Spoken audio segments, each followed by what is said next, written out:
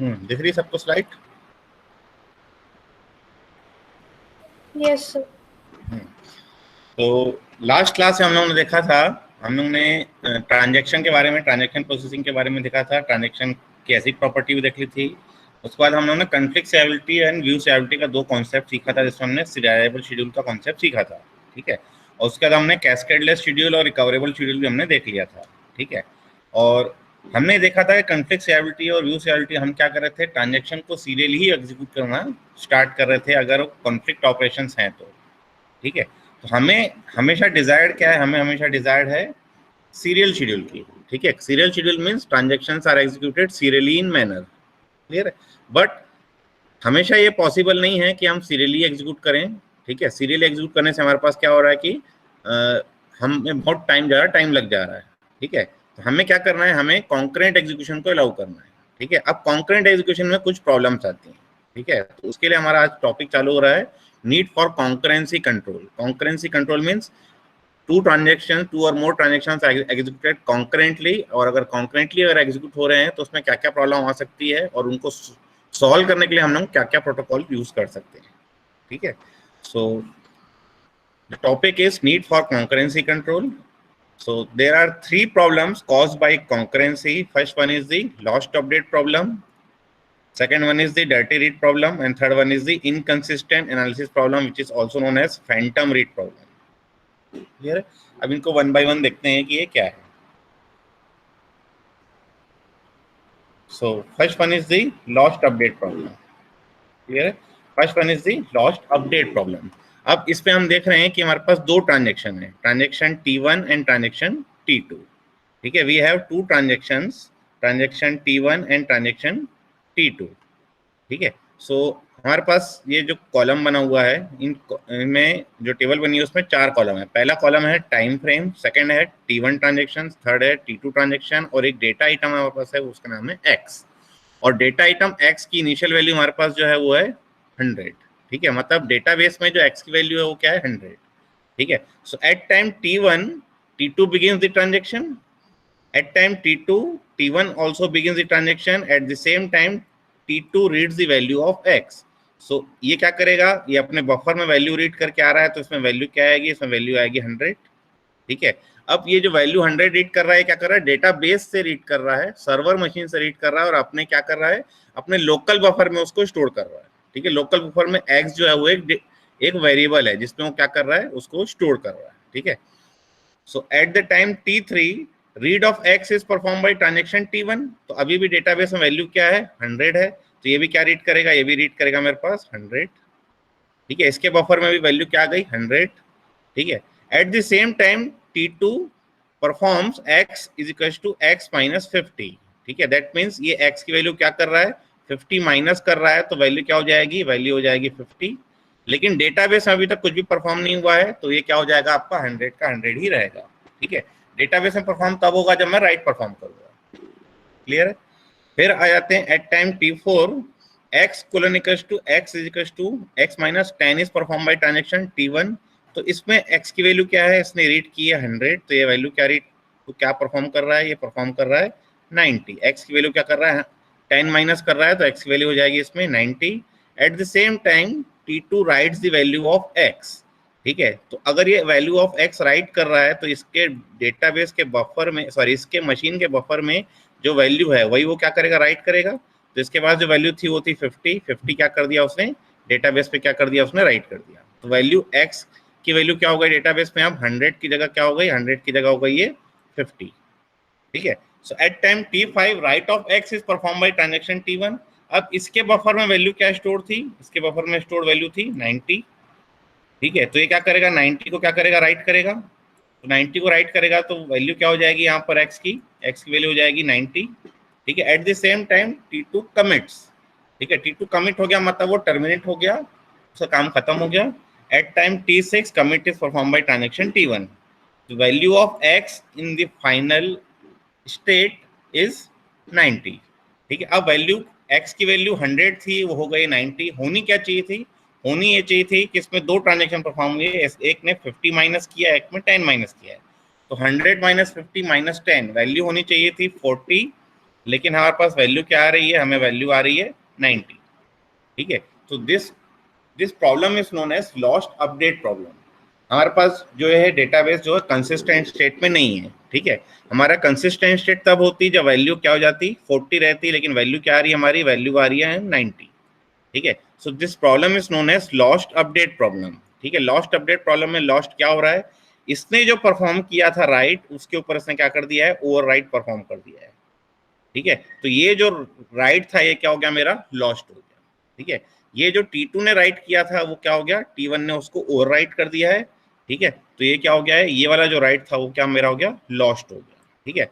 अब इस प्रॉब्लम से बचने के लिए मुझे क्या करना चाहिए, इस प्रॉब्लम से बचने के लिए मुझे ये करना चाहिए कि जब ये राइट परफॉर्म करे, ठीक है, जब क्या करे ये राइट परफॉर्म करे, तब क्या करे ये रीड करे।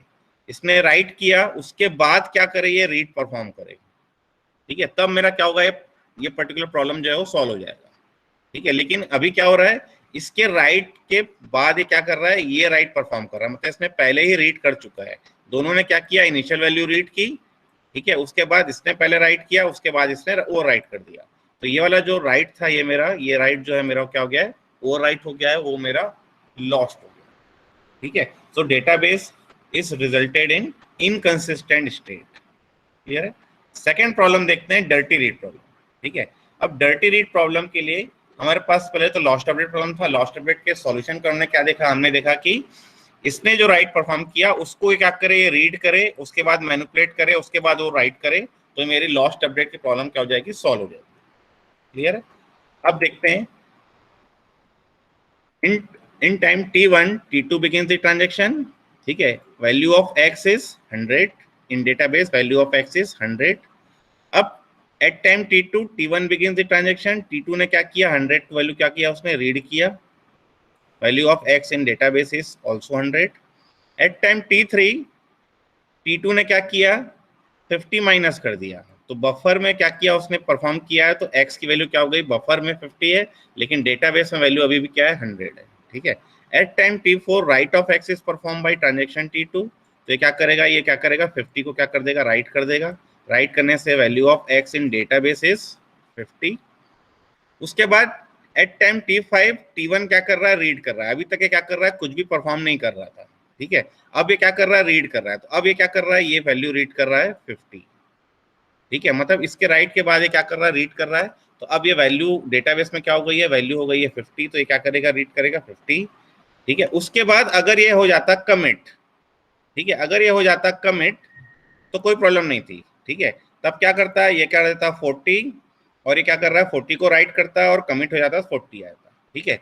लेकिन अभी क्या हो रहा है कि इंस्टेड ऑफ कमिट ये क्या हो जा रहा है, रोल बैक हो जा रहा है, ठीक है। ये ट्रांजेक्शन मेरा क्या हो जा रहा है, रोल बैक हो जा रहा है। रोल बैक क्या हो सकता है, कहीं भी फेलर हो सकता है, या हम इसको क्या कर सकते हैं, जानबूझ के हम रोल बैक कर सकते हैं, ठीक है। हमने अपने ट्रांजेक्शन को कैंसिल कर दिया, कैंसिल कर दिया मतलब रोल बैक हो जाना चाहिए, ठीक है। तो रोल बैक होगा तो ये क्या होगा, जितने भी इसने ऑपरेशन परफॉर्म किए थे वो सबको क्या करना पड़ेगा, अनडन करना पड़ेगा। तो वैल्यू ऑफ एक्स इसने रीड किया था 100, तो ये वैल्यू एक्स क्या करेगा, 100 कर देगा, ठीक है। लेकिन इसने क्या किया, इसने 50 रीड कर लिया, इसने 40 किया, और जब ये राइट करेगा तो यहाँ पे वैल्यू 40 हो जाएगी, और जब ये कमिट होगा तब भी ये वैल्यू क्या हो जाएगी, 40 हो जाएगी। जबकि होनी क्या चाहिए थी, अभी होनी चाहिए थी वैल्यू, वो होनी चाहिए थी 90।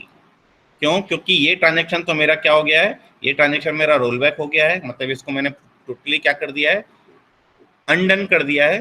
तो एक ही ट्रांजेक्शन मेरा परफॉर्म हुआ है, वो है T1, और T1 ने क्या किया है, सिर्फ और सिर्फ x की वैल्यू में से 100 100 में से उसने क्या किया, 10 माइनस करके उसने क्या किया, 90 राइट करना चाहिए, ठीक है। लेकिन इसने क्या रीड किया, इसने रीड किया है 50, और उसने राइट क्या किया है 40, ठीक है।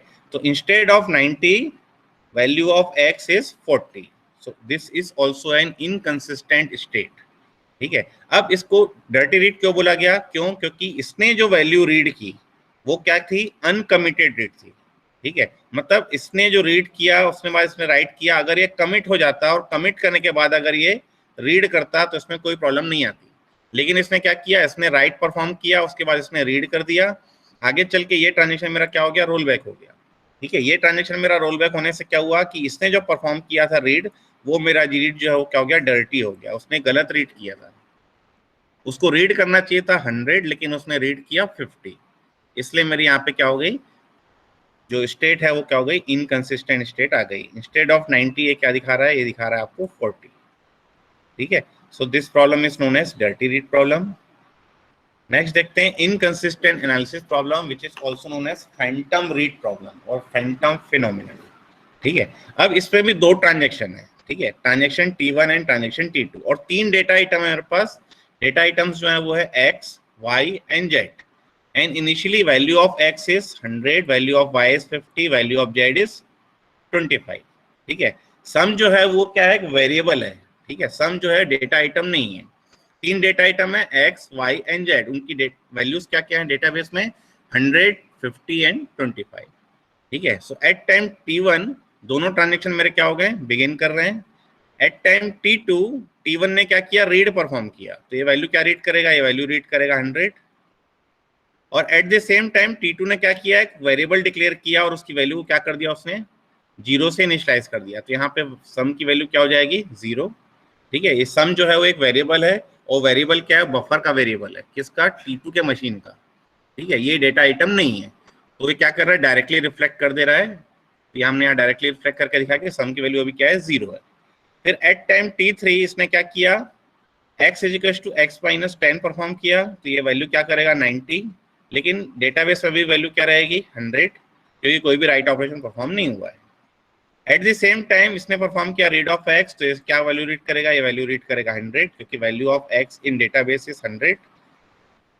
सो एट टाइम T4 इसने क्या किया, x की वैल्यू को क्या कर दिया, राइट कर दिया। तो जैसे ही ये राइट परफॉर्म करेगा, यहाँ पे क्या हो जाएगा, रिफ्लेक्ट कर देगा x की वैल्यू क्या हो जाएगी मेरी 90 इंस्टेड ऑफ 100, ये वैल्यू क्या हो जाएगी 90। Eight the same time T2 ने क्या किया, sum is equal to sum plus x perform किया। ठीक है, तो सम की वैल्यू थी 0, उसने क्या किया, 0 प्लस 100, ये क्या हो जाएगा, 100 हो जाएगा, तो सम की वैल्यू क्या हो जाएगी, 100। ठीक है, हमारे पास दो ट्रांजेक्शन है, एक T1 और एक T2। T1 जो है वो क्या कर रहा है, रीड राइट दोनों परफॉर्म कर रहा है, लेकिन T2 जो है वो सिर्फ और सिर्फ रीड ओनली ट्रांजेक्शन है, वो कहीं पे भी राइट परफॉर्म नहीं कर रहा है। क्लियर है। फिर एट टाइम T5 इसने क्या किया, रीड ऑफ z परफॉर्म किया, तो ये वैल्यू क्या रीड करेगा, ये वैल्यू रीड करेगा 25। Eight the same time read of y perform by transaction T2, तो ये रीड करेगा 50। ठीक है, डेटाबेस में भी वैल्यू जो होगी वो 90, 15, 25 रहेगी, सम की वैल्यू क्या रहेगी, 100 ही रहेगी। एट टाइम T6 इसने क्या परफॉर्म किया, z is equal to z plus 10, तो z की वैल्यू बफर में क्या हो जाएगी, 35 हो जाएगी।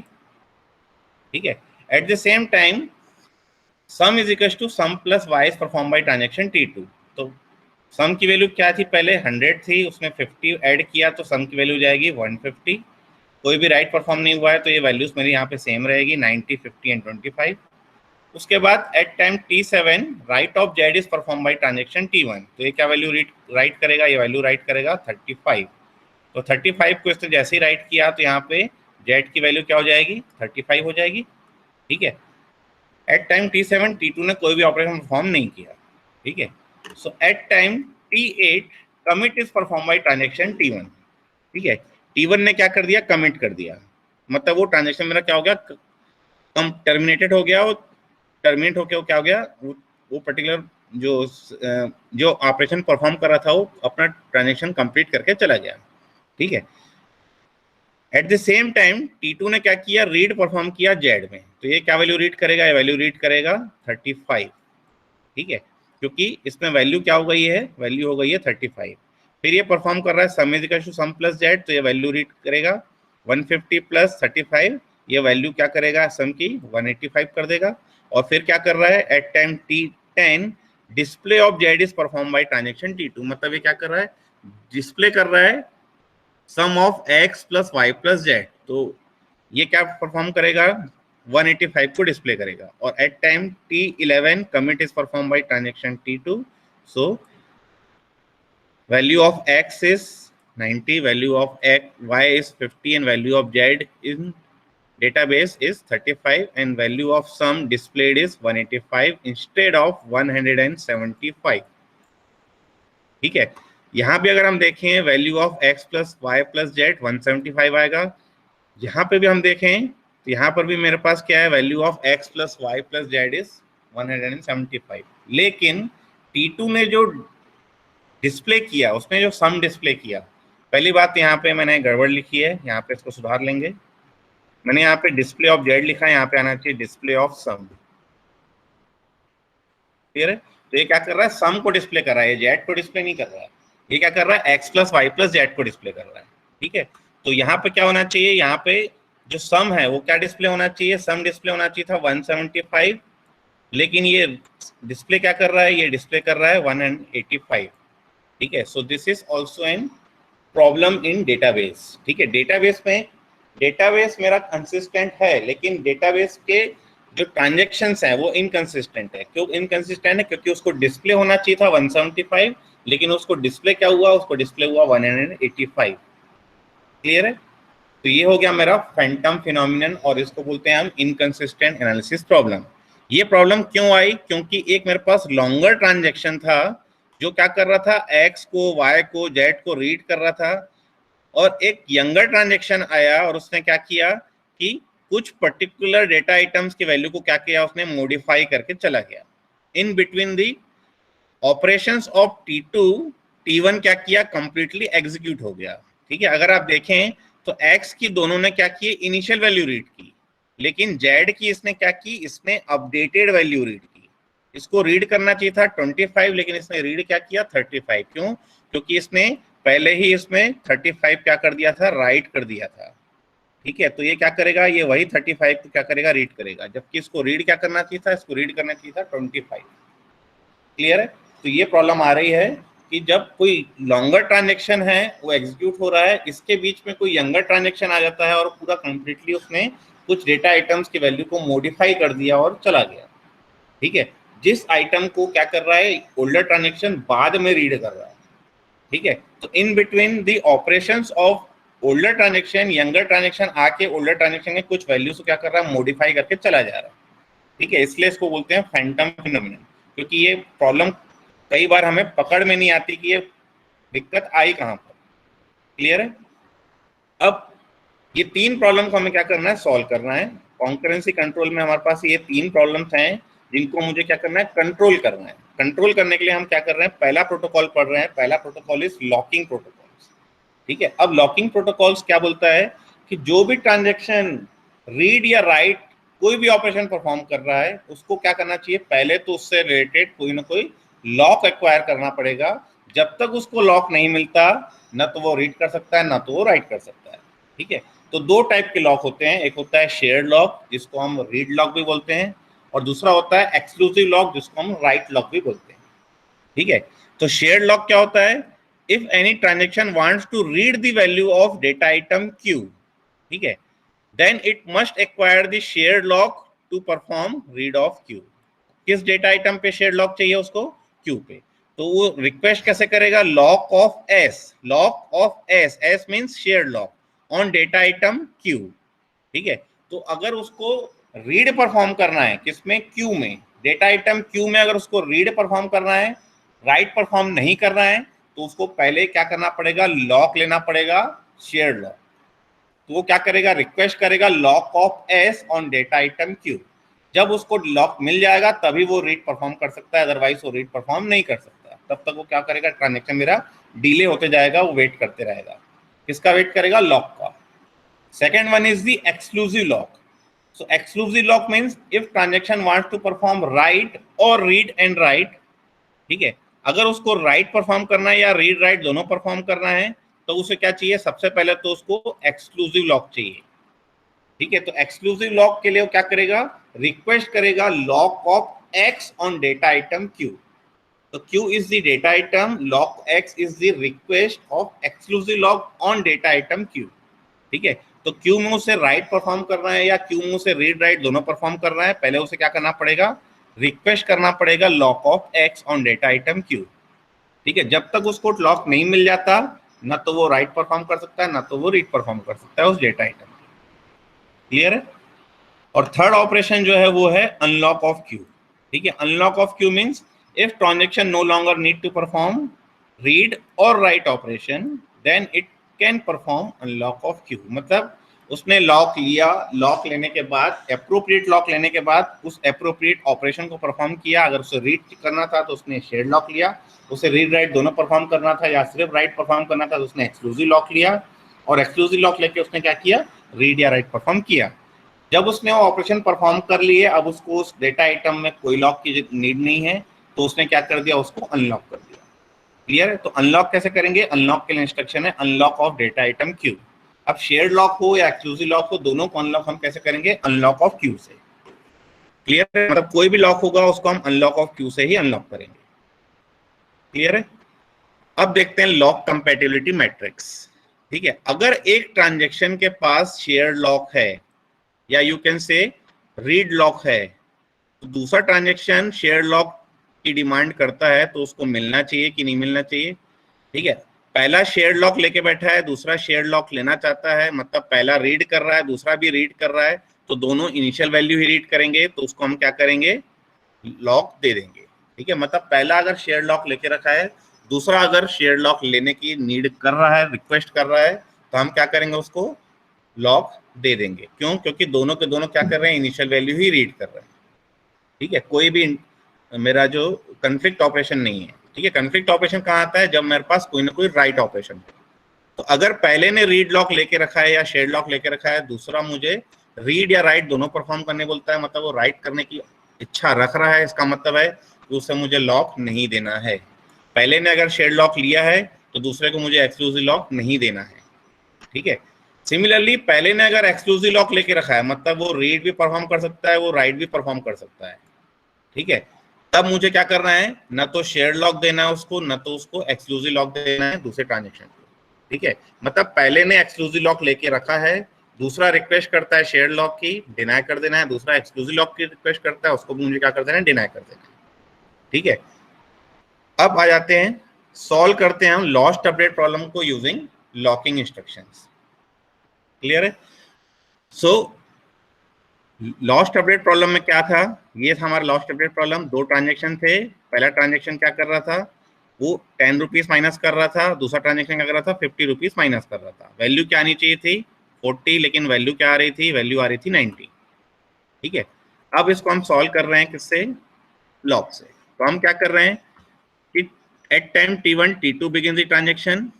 ठीक है, at time t2 t1 begins the transaction, at the same time इसको क्या परफॉर्म करना है, रीड और राइट दोनों परफॉर्म करना है। एक्स पे देखिए, रीड भी परफॉर्म करना है उसको, राइट भी परफॉर्म करना है, तो उसको कौन सा लॉक चाहिए, उसको लॉक चाहिए exclusive lock on data item x. तो उसमें रिक्वेस्ट किया lock of x on data item x. ठीक है, lock of x on data item x उसने रिक्वेस्ट किया। अब एक्स की वैल्यू अभी भी क्या यहाँ पर 100 ही है, और एक्स में किसी दूसरे ट्रांजेक्शन को अभी तक कोई लॉक दिया गया है क्या, नहीं दिया गया है। नहीं दिया गया है, इसको मतलब है कि इस ट्रांजेक्शन को क्या करेगा, लॉक मिल जाएगा, लॉक मिल जाएगा। उसके बाद एट टाइम t3 ये रिक्वेस्ट कर रहा है exclusive lock on data item x, क्योंकि उसको भी क्या परफॉर्म करना है, रीड परफॉर्म करना है और राइट परफॉर्म करना है। ठीक है, तो ये भी क्या कर रहा है, रिक्वेस्ट कर रहा है मुझे एक्सक्लूसिव लॉक चाहिए। ठीक है, अब लॉक क्योंकि इसको मिला हुआ है, ये क्या कर रहा है, रीड परफॉर्म किया उसने 100 वैल्यू रीड की। ठीक है, एट टाइम t4 चूंकि इसको लॉक नहीं मिला है, क्या करेगा, वेट करेगा, ये परफॉर्म करेगा x = x - 50, तो ये वैल्यू हो जाएगी यहाँ पर 50 बफर में। डेटा आइटम डेटाबेस में अभी भी डेटा आइटम की वैल्यू क्या रहेगी, 100 ही रहेगी। एट टाइम t5 t1 अभी भी क्या कर रहा है, वेट कर रहा है लॉक का, और ये क्या परफॉर्म कर रहा है, ये 50 को क्या कर रहा है, राइट कर रहा है डेटाबेस में। तो वैल्यू क्या हो जाएगी, वैल्यू हो जाएगी डेटा बेस पे x की वैल्यू क्या हो जाएगी, 50 हो जाएगी। एट टाइम t6 ये अभी भी वेट कर रहा है, और इसका रीड राइट ऑपरेशन परफॉर्म हो चुका है। ये क्या कर रहा है, अब उसमें कोई भी ऑपरेशन परफॉर्म नहीं करना है, तो इसने क्या कर दिया, इसको क्या कर दिया, उसको अनलॉक कर दिया। अनलॉक करने के बाद वैल्यू ऑफ x क्या रहेगी, 50 रहेगी। जैसे इसने अनलॉक किया, ये लॉक किसको मिल जाएगा, t1 को मिल जाएगा, क्योंकि क्यू में कौन था, t1 ही ट्रांजेक्शन था जो लॉक की रिक्वेस्ट करके रखा था, तो उसको लॉक मिल जाएगा। अब वो रीड परफॉर्म करेगा, तो ये वैल्यू क्या रीड करेगा, ये वैल्यू रीड करेगा 50। ठीक है, ये वैल्यू क्या रीड करेगा, 50। Value of x in database is 50। ये क्या कर रहा है, कमिट कर जा रहा है, इसका ट्रांजेक्शन कंप्लीट हो चुका है। अब ये क्या कर रहा है, 40 को लोकल बफर में राइट कर रहा है, और जब ये राइट परफॉर्म कर रहा है, तब ये चेंजेस कहाँ जाएंगे, डेटाबेस में जाएंगे। और डेटाबेस में वैल्यू क्या हो जाएगी, 40 हो जाएगी। और तब फिर क्या कर रहा है, इसने भी रीड राइट परफॉर्म कर लिया, ये क्या करेगा, अनलॉक करेगा, उसके बाद कमिट करेगा। तो value of x in database is 40 instead of 90। तो लॉस्ट अपडेट प्रॉब्लम मेरी क्या हो गई, यहाँ पर सॉल्व हो गई। लॉस्ट अपडेट क्या हो रहा था कि जो वैल्यू मैं राइट कर रहा था, जो T2 राइट कर रहा था, ठीक है, जो T2 राइट कर रहा था उसको क्या कर रहा था, ये ओवर राइट कर रहा था। अभी हम क्या किए हैं, इस T2 के बाद इसको रीड परफॉर्म करा रहे हैं, ठीक है। तो लॉस्ट अपडेट प्रॉब्लम तभी सॉल्व हो सकती थी जब मैं T2 राइट करे और T1 उस वैल्यू को रीड करे जो उसने राइट की थी, ठीक है। तो ये प्रॉब्लम सॉल्व हो सकती थी। तो ये प्रॉब्लम हमने क्या कर दिया, लॉकिंग से सॉल्व कर दिया, ठीक है। सेकेंड प्रॉब्लम देखते हैं, डर्टी रीड प्रॉब्लम, ठीक है। तो डर्टी रीड प्रॉब्लम में क्या हो रहा था कि मेरा ट्रांजेक्शन जो था इनकम्प्लीट था, ठीक है, और उसको क्या कर रहा था, वो डर्टी रीड कर रहा था, ठीक है। मतलब इसके राइट को क्या कर रहा था, ये रीड कर रहा था। अभी भी ये प्रॉब्लम देखते हैं सॉल्व हुई कि नहीं हुई। So at time T1, T2 begins the transaction. At time T2, T1 begins the transaction. And the same time T2 ने क्या किया है, रिक्वेस्ट किया है lock of, exclusive lock of data item X, exclusive lock on data item X। तो उसको मिल जाएगा, क्यों, क्योंकि किसी और ट्रांजेक्शन को लॉक अभी भी नहीं मिला हुआ है। तो ये वैल्यू क्या रीड करेगा, ये वैल्यू रीड करेगा 100। एट द सेम टाइम ये क्या करेगा, रिक्वेस्ट कर रहा है, ठीक है, रिक्वेस्ट कर रहा है, लॉक इसको मिला हुआ है, तो ये क्या करेगा, वेट करेगा। एट द सेम टाइम ये क्या कर रहा है, ये तब तक क्या कर रहा है, वैल्यू को कर रहा है 50 को क्या कर रहा है, ये राइट कर रहा है। जब ये राइट कर रहा है तो वैल्यू क्या हो जा रही है, 50 हो जा रही है। और इसने रीड राइट परफॉर्म किया, इसने क्या किया, अनलॉक किया। अनलॉक करते ही लॉक किसको मिल जाएगा, लॉक मिल जाएगा इसको। ये परफॉर्म करेगा, 50 को क्या करेगा, रीड करेगा। और उसके बाद ये जब रोल बैक हो रहा है तो ये वैल्यू क्या करेगा, अपने ट्रांजेक्शन को अनडन करेगा। तो इसने जो एक्स की वैल्यू रीड की थी 100, तो ये वैल्यू 100 को क्या करेगा, यहाँ पर ओवर राइट कर देगा। वैल्यू क्या हो जाएगी, 100 हो जाएगी। लेकिन ये अभी भी किसने गलत रीड किया, इसने वैल्यू की 40 और इस 40 को क्या कर दिया, इसने यहाँ पर राइट परफॉर्म कर दिया, ठीक है। तो अभी भी क्या वैल्यू आ रही है, वैल्यू आ रही है 40, ठीक है। तो अभी भी क्या हो रही है, ये वैल्यू परसिस्ट कर रही है। कौन सी प्रॉब्लम परसिस्ट कर रही है, अभी भी प्रॉब्लम परसिस्ट कर रही है, कौन सी, डर्टी रीड प्रॉब्लम मेरी अभी भी परसिस्ट कर रही है, ठीक है। सोमेश्वर जी, सोमेश्वर जी बंद करो उसको। उसके बाद ये क्या कर रहा है, ये अनलॉक परफॉर्म कर रहा है, ठीक है। अनलॉक परफॉर्म कर रहा है तो वैल्यू मेरी अभी भी क्या हो रही है, 40 हो रही है, क्योंकि वैल्यू होनी चाहिए थी, मेरी वैल्यू होनी चाहिए थी 90, क्लियर है उसको। लेकिन ये परफॉर्म कर रहा है। डर्टी रीड प्रॉब्लम मेरी अभी भी सॉल्व नहीं हुई, ठीक है। लॉस्ट अपडेट प्रॉब्लम मेरी सॉल्व हो गई, लेकिन डर्टी रीड प्रॉब्लम सॉल्व नहीं हुई। प्रॉब्लम सॉल्व क्यों नहीं हुई, उसका रीजन ये है कि प्रॉब्लम सॉल्व इसलिए नहीं हुई क्योंकि इसने क्या किया, इसने वैल्यू अभी भी डर्टी रीड की, और इसने क्या किया, जो लॉक उसने लिया था उसको कभी भी उसने क्या कर दिया, अनलॉक कर दिया।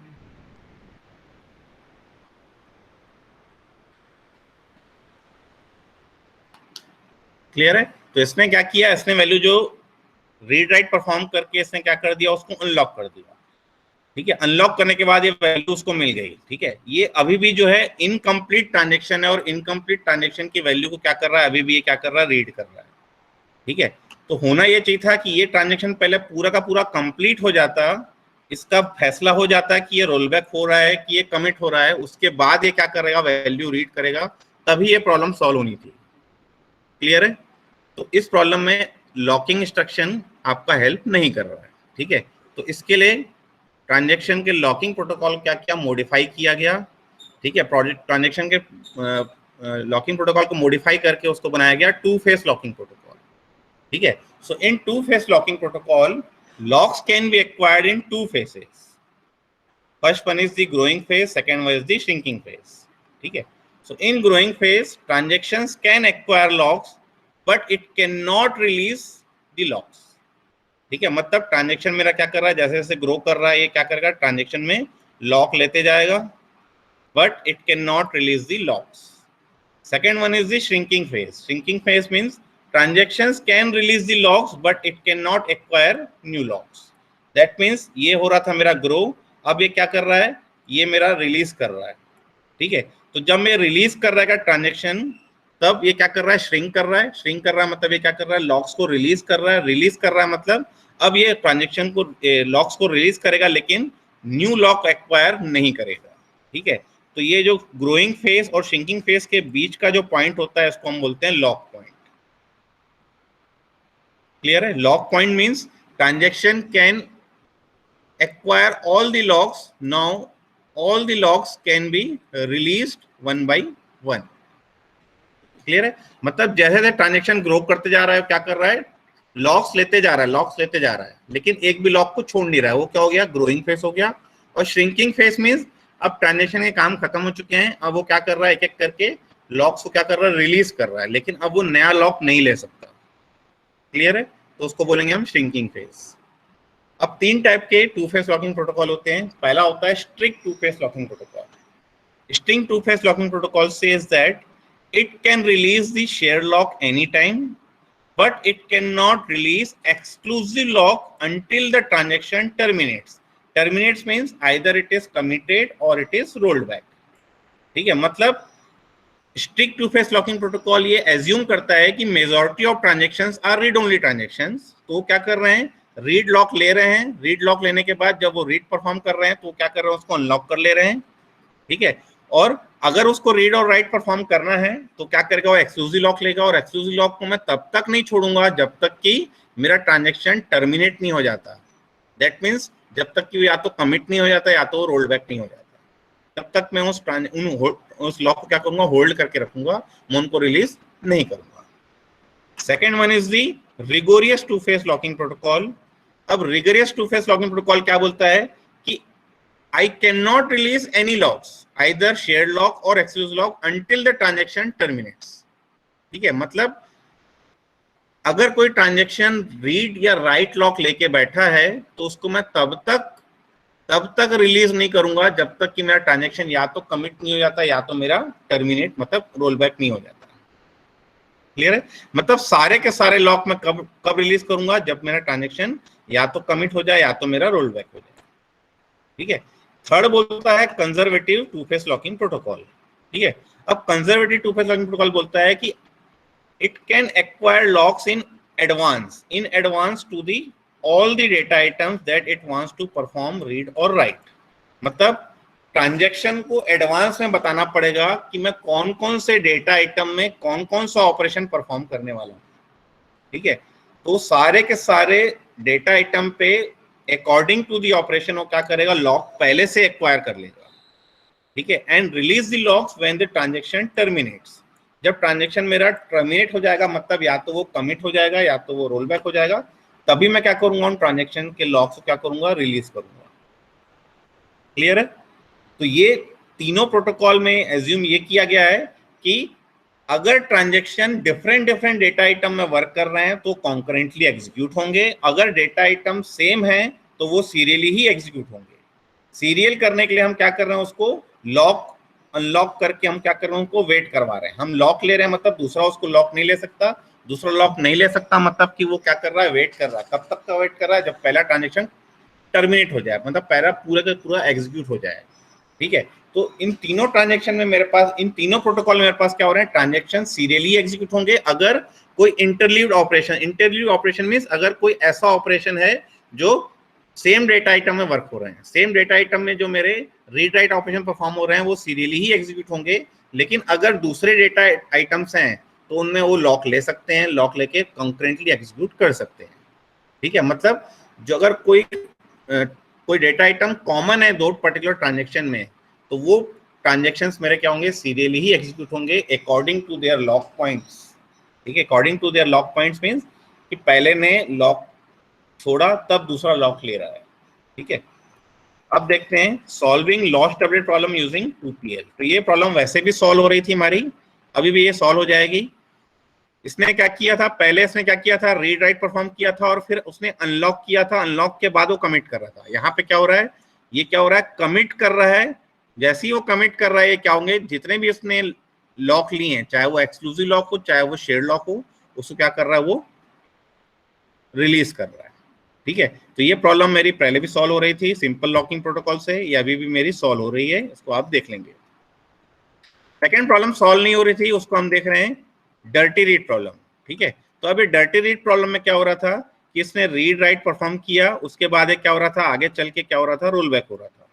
जब तक ये रोल बैक नहीं होगा तब तक ये ट्रांजेक्शन क्या होंगे, वेट करेंगे लॉक का। जब ये रोल बैक होगा तब ये अनलॉक करेगा एक्स को, और तब इसको क्या मिलेगा, लॉक मिलेगा एक्स पर। ठीक है, तो जब इसने रोल बैक किया तो एक्स की वैल्यू उसने क्या कर दी, 100 कर दी। 100 करने के बाद अब ये वैल्यू क्या करेगा, 100 रीड करेगा, और ये वैल्यू क्या करेगा, 90 राइट करेगा। इंस्टेड ऑफ 40 ये क्या करेगा, 90 राइट करेगा। तो ये मेरी डर्टी रीड प्रॉब्लम मेरी क्या हो गई, सॉल्व हो गई। ठीक है, अब ये दोनों प्रॉब्लम सॉल्व करने के लिए मैंने कौन सा प्रोटोकॉल यूज किया, दोनों में मैंने स्ट्रिक्ट भी लगाया और रिगोरियस भी लगाया।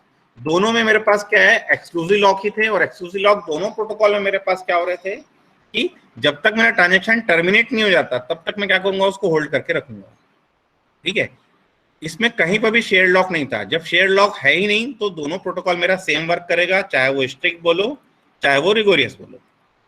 ठीक है, अब थर्ड प्रॉब्लम थी हमारी इनकंसिस्टेंट एनालिसिस प्रॉब्लम, होती है हमारी ये वाली प्रॉब्लम। तो इस प्रोटोकॉल में हम क्या कर रहे हैं, अगर हम strict two phase logging protocol लगाएं तो पहले T1 एग्जीक्यूट हो रहा है। ठीक है, T1 T2 दोनों एक साथ आया है। इसने क्या किया, एक्स पे एक्सक्लूसिव लॉक लेने की कोशिश की, और ये क्या कर रहा है, शेयर्ड लॉक लेने की कोशिश कर रहा है। कब, जब ये T3 पे आ रहा है, यहाँ पे इसने रिक्वेस्ट किया शेयर्ड लॉक की, और उसके बाद ये रीड ऑपरेशन इसके नीचे जाएगा। जब उसको रीड परफॉर्म करना है तो पहले उसको शेयर लॉक चाहिए। अब इसने पहले एक्सक्लूसिव लॉक की डिमांड की, तो ये क्या करेगा, इसको मिल जाएगा क्योंकि और किसी को लॉक नहीं मिला हुआ है, तो ये पहले एग्जीक्यूट होगा। अब जब तक ये अनलॉक नहीं करेगा तब तक ये पूरे के पूरे ट्रांजेक्शन मेरे क्या हो जाएंगे, डिले होते जाएंगे।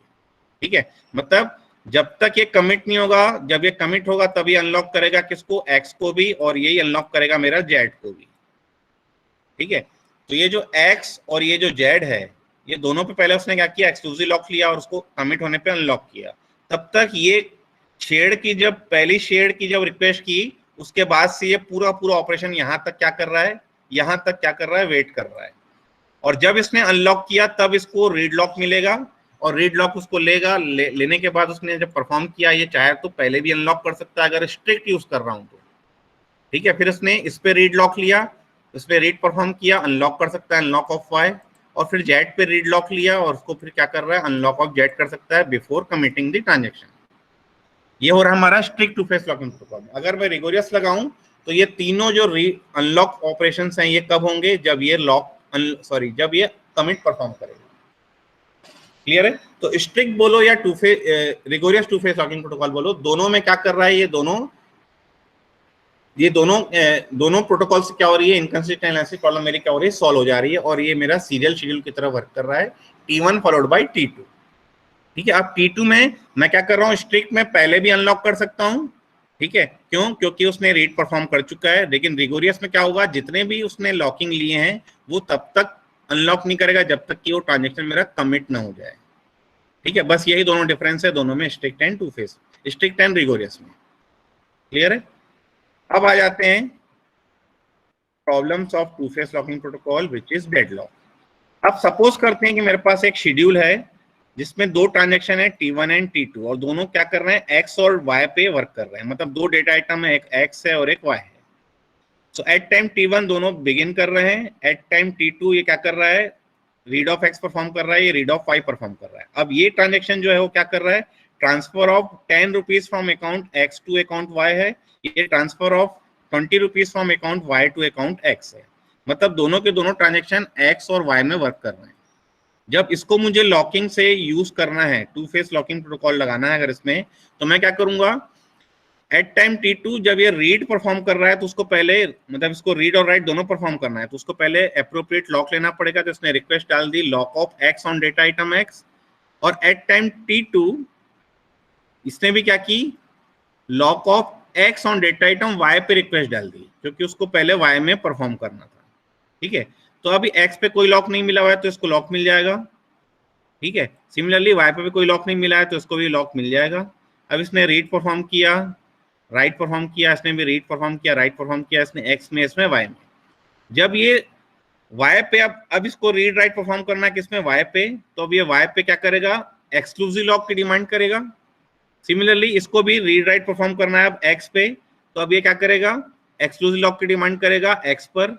ठीक है, अभी तक मेरा ग्रोइंग फेज चल रहा है, मेरा श्रिंकिंग फेज नहीं चालू हुआ है। ठीक है, तो अभी Y पे लॉक कौन लेके बैठा है, T2, एक्स पे कौन लॉक लेके बैठा है, T1, तो ये इसको भी लॉक नहीं मिलेगा, इसको भी लॉक नहीं मिलेगा, ये दोनों क्या करेंगे, वेट करते रहेंगे। So this indefinite wait is known as deadlock condition. ठीक है, तो ये डेडलॉक क्यों आ रहा है, क्योंकि इसने एक लॉक लेके, इसने एक्स पे लॉक लेके रखा है और इसने वाई पे लॉक लेके रखा है। ठीक है, और ये अनलॉक कब करेंगे, जब या तो ये टर्मिनेट हो जाए, मतलब या तो ये कमिट हो जाए या तो फिर रोल बैक हो जाए। ठीक है, तो कमिट होने से रहे, क्योंकि आगे चल के इसको क्या चाहिए, इसको वाई पे लॉक चाहिए और इसको क्या चाहिए, एक्स पे लॉक चाहिए। तो ये दोनों एक दूसरे का क्या कर रहे हैं, वेट कर रहे हैं। ठीक है, तो होल्ड एंड वेट कंडीशन भी आपकी क्या हो रही है, यहाँ पर सेटिस्फाई हो रही है। तो डेडलॉक की कंडीशन सेटिस्फाई हो रही है, यहाँ पे हो जा रहा है डेडलॉक। ठीक है, अब इस डेडलॉक से हम कैसे बाहर निकलेंगे, तो one of the technique is known as conservative two phase locking protocol. ठीक है, तो conservative two phase locking protocol में क्या बोलता है कि it can acquire locks in advance to all the data items. ठीक है, मतलब ये जो शेड्यूल था इसमें T1 और T2 दोनों एग्जीक्यूट हो रहे हैं एक साथ। ठीक है, तो अब T1 को या T2 को क्या करेगा, बिफोर बिगिनिंग द ट्रांजेक्शन ये क्या करेगा, पहले ही बता देंगे कि मैं एक्स और वाई में वर्क कर रहा हूँ, ये भी बता देगा कि मैं एक्स और वाई में वर्क कर रहा हूँ। तो किसी एक को ही क्या करेगा, वो लॉक देगा। ठीक है, मतलब lock of x on data item x and lock of x on data item y, वो या तो पहले T1 को दे देगा या तो फिर T2 को दे देगा। ठीक है, तो बिफोर बिगिनिंग द ट्रांजेक्शन किसी एक ही ट्रांजेक्शन को दोनों लॉक एडवांस में दे दी जाएंगे और जब वो अनलॉक करेंगे तब दूसरे ट्रांजेक्शन को दिया जाएगा। तो इस प्रोटोकॉल को बोलते हैं conservative two phase locking protocol. तो strict two phase locking protocol and rigorous two phase locking protocol में क्या होता है, डेडलॉक आता है, लेकिन conservative two phase locking protocol में कोई डेडलॉक नहीं आएगा। क्यों, क्योंकि वो एडवांस में क्या कर रहे हैं, पहले से ही क्या कर रहे हैं, एक्स और वाई में एक ट्रांजेक्शन कोई दिया है, दूसरे ट्रांजेक्शन कोई लॉक मिल ही नहीं रहा है।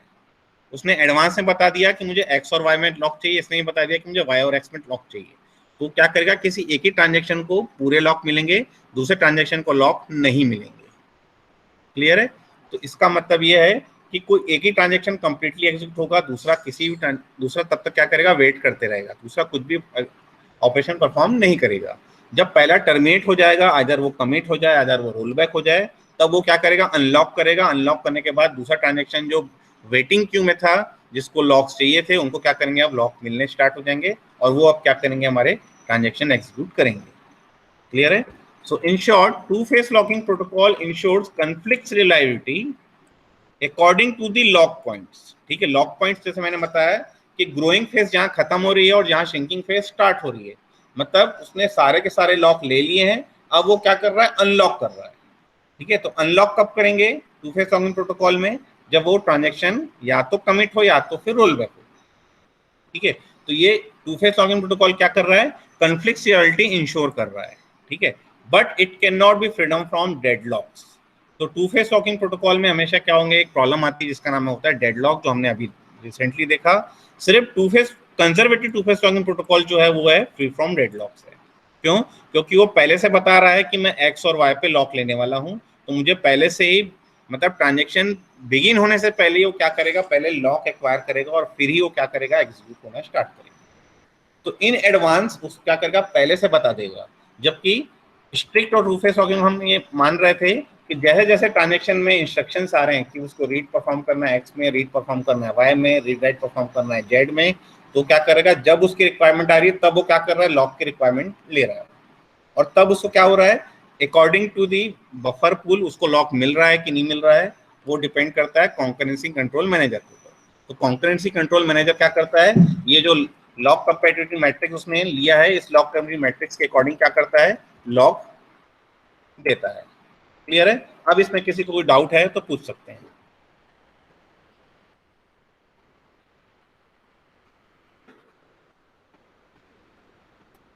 No sir. Any doubt, any doubt, no sir. कोई डाउट नहीं है, छोड़ दूं मैं क्लास, वेट करिएगा, अटेंडेंस